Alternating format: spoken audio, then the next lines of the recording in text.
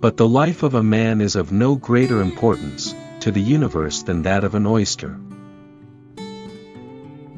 That the sun will not rise tomorrow is no less intelligible a proposition, and implies no more contradiction than the affirmation that it will rise. Beauty in things exists in the mind which contemplates them. To hate, to love, to think, to feel, to see, all this is nothing but to perceive.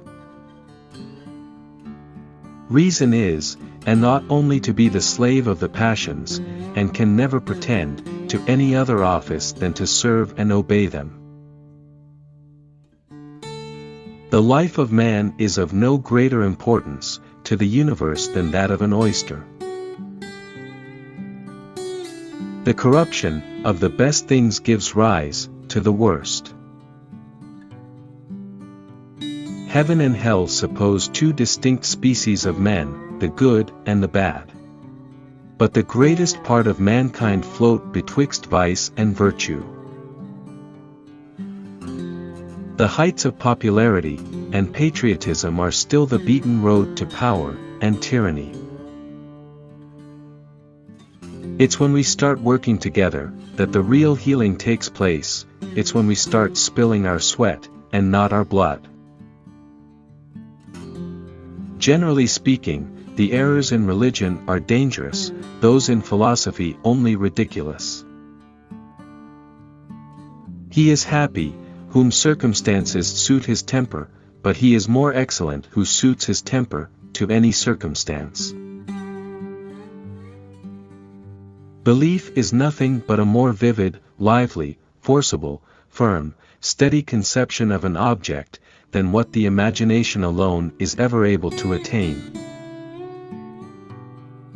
A man acquainted with history may, in some respect, be said to have lived from the beginning of the world, and to have been making continual additions to his stock of knowledge in every century. This avidity alone, of acquiring goods and possessions for ourselves, and our nearest friends, is insatiable, perpetual, universal, and directly destructive of society. Men often act knowingly, against their interest. Accuracy is, in every case, advantageous to beauty, and just reasoning to delicate sentiment. In vain would we exalt the one, by depreciating the other. A propensity to hope and joy is real riches, one to fear and sorrow real poverty.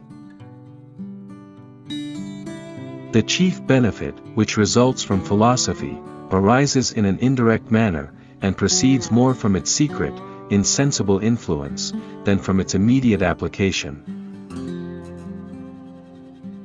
Any person seasoned with a just sense of the imperfections of natural reason, will fly to revealed truth, with the greatest avidity.